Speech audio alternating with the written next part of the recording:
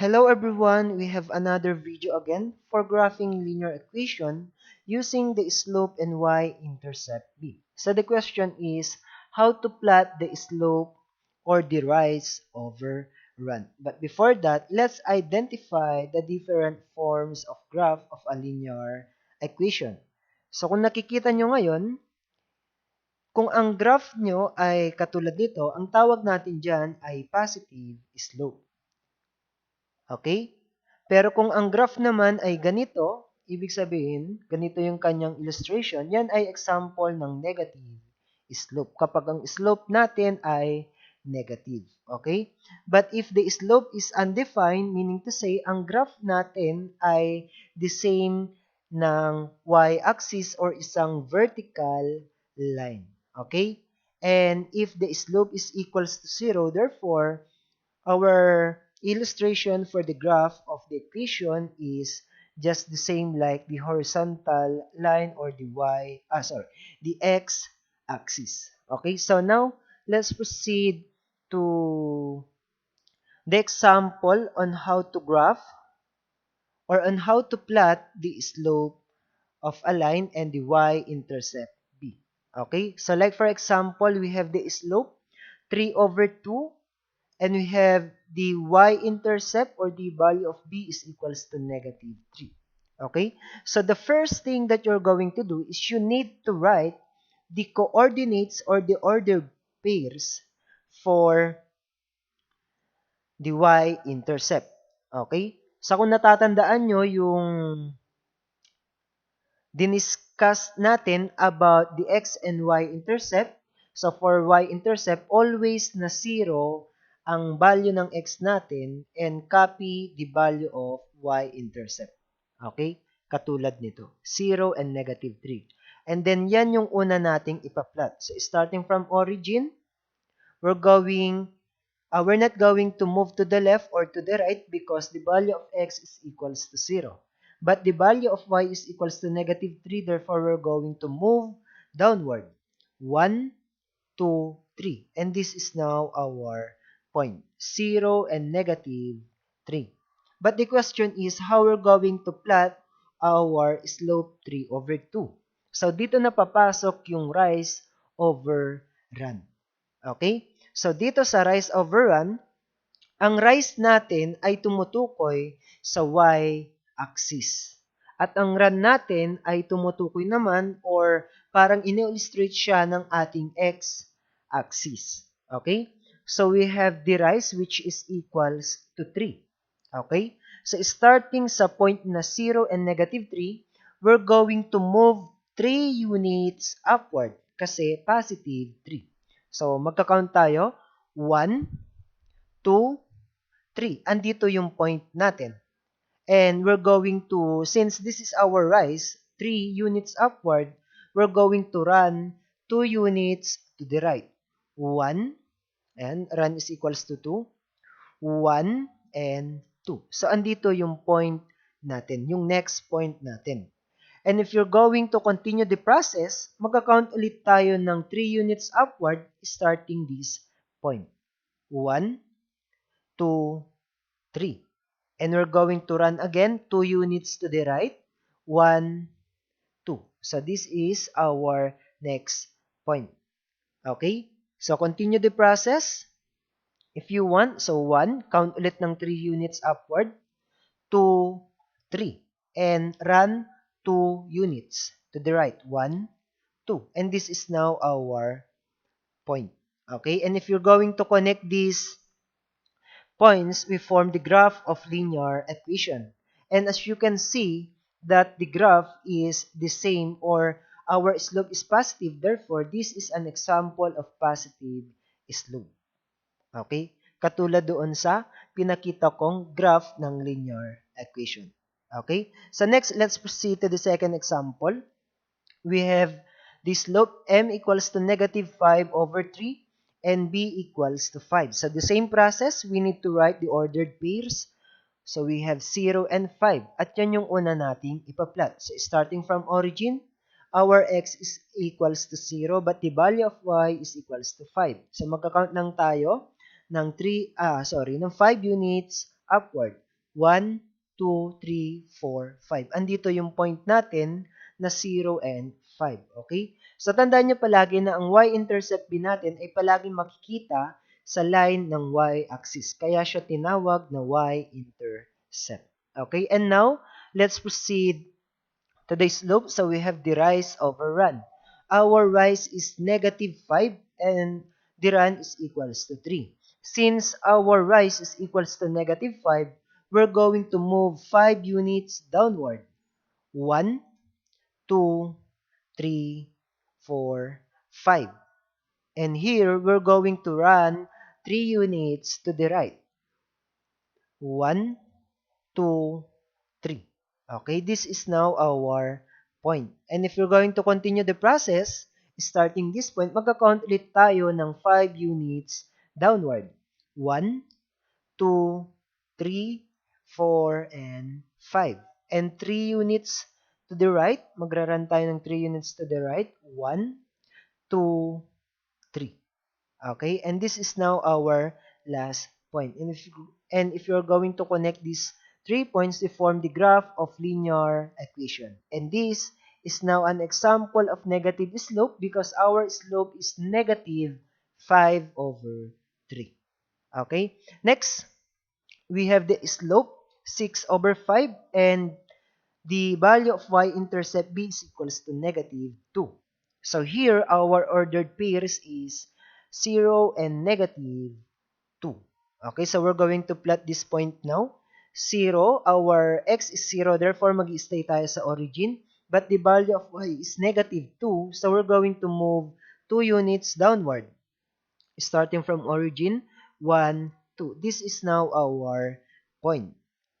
Okay, next, let's plot the slope. So we have 6 over 5. Okay, our rise is equals to 6. So we're going to move 6 units upward because our rise is positive. Okay, so magka-count tayo. 1, 2, 3, 4, 5, 6. And we're going to run 5 units to the right. 1, 2, 3, 4, 5. Okay, so this is now our next point. And if you're going to connect these 2 points, we form the graph of linear equation. And this is an example of the positive slope. Okay, next, let's have another. Okay, so our next example is the given equation is 2x plus 3y equals to 3. So how we're going to graph this given equation. Okay, so as you can see, this is an example of standard form of linear equation. So we need to rewrite it to slope-intercept form. So first, we need to add both sides by the opposite of 2x. Bakit tayo mag-add ng opposite ng 2x? Para yung 2x natin ay mailipat sa right side ng ating equation. Okay? So we can cancel this one now because negative 2x plus 2x is equals to 0.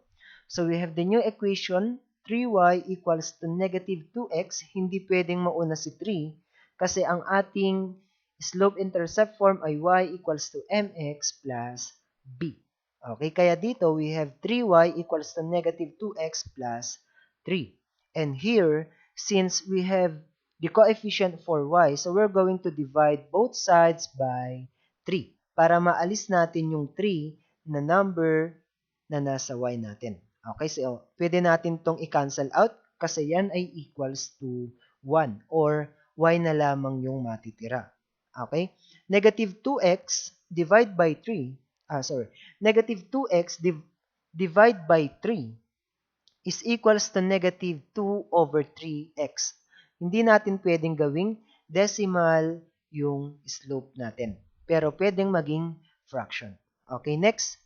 3 divided by 3, the answer is positive 1. So we have the slope-intercept form now. Y is equals to negative 2 over 3x plus 1. Okay? So now, let's identify the slope. So our slope here is negative 2 over 3. Since, kung mapapansin nyo, ang negative ay nasa gitna ng ating fraction. Ngayon, para hindi kayo malito, itong negative na to ay always na magiging sign ng ating numerator, hindi yung ating denominator. Okay? So, always na sign siya ng ating numerator. Kaya meron tayong negative 2 over 3 for slope. And the value of b is equals to 1.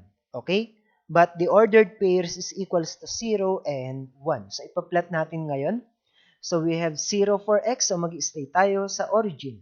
But our y is equals to positive 1. We're going to move 1 unit upwards. So, ito po yung ating point for 0 and 1.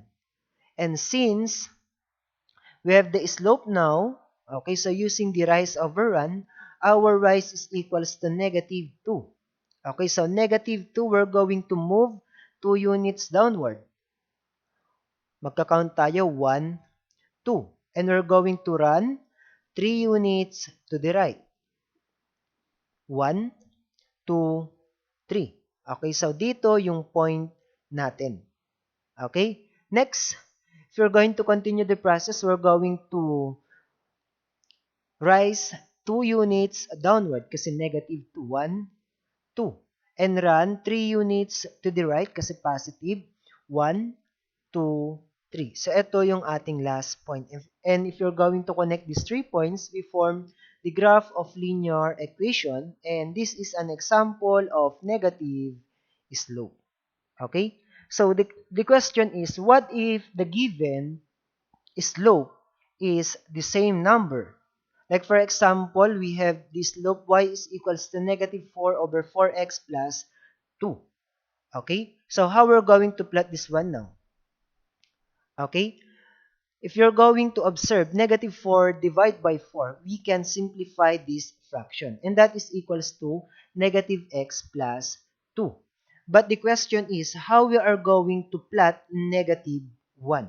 Okay? So here, if you have the same numerator and denominator, this will be the one you're going to plot on Cartesian plane. Okay? So hindi po yung negative 1. Etong negative 4 over 4 yung ipa-plot natin. Okay? So we have this slope y is equals to negative 4 over 4. Hindi po si negative 1. Okay? And the value of b here is 2.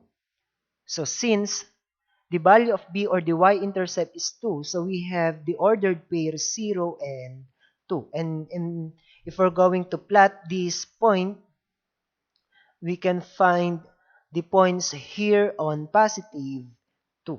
Because 0, we're not going to move to the left or right for x, but our y is positive 2. So, makikita natin yung point sa 0 and 2. And using the slope, so the rise is negative 4, we're going to move 4 units downward.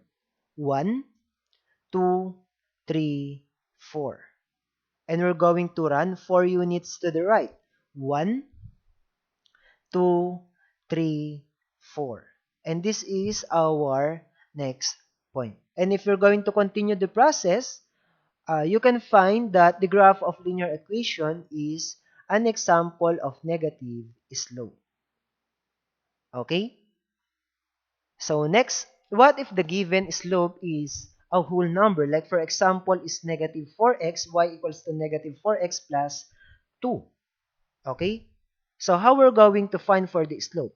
If you have a whole number, like for example, negative x, negative 1, or negative x or negative 1, negative 2, positive 1, positive 3. Always remember that in slope, you're going to rewrite it in a fraction, and always take note that if you're going to rewrite the whole number to fraction, our denominator is always equals to 1. Okay? Kasi hindi natin pa-plot yung ating negative 4 na slope. Kaya gagawin nating fraction at ang kanyang denominator ay equals to 1. Okay? And the value of b here is 2. So, the same doon sa previous example natin. So, we have 0 and 2. So, dito yan makikita. The same lang dun sa previous example, okay? So, since we have the rise over run, our rise is negative 4 and our run is 1 unit. So, rise equals to negative 4, we're going to move 4 units downward. 1, 2, 3, 4. and we have to run 1 units to the right, 1. Okay, this is our next point. And if you're going to continue the process, magka-count lang ulit tayo ng 4 units downward at 1 unit to the right for run. Okay? So if you're going to connect these 3 points, we form the graph of linear equation, and this is an example of the negative slope. Okay? So that's all for the graphing of linear equations. So I hope that you learn a lot today for this video. And if you like this video, don't forget to like, comment, share, and subscribe for more videos. Thank you and God bless.